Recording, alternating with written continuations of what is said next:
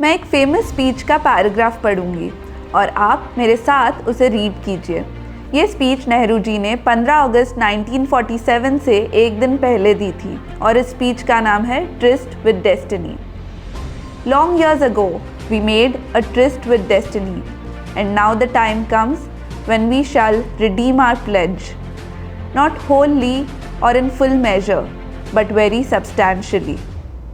At the stroke of the midnight hour, when the world sleeps, India shall awake to life and freedom.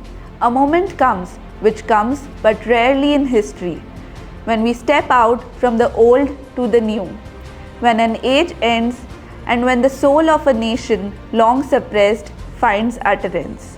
It is fitting that at this solemn moment we take the pledge of dedication to the service of India and her people and to the still larger cause of humanity.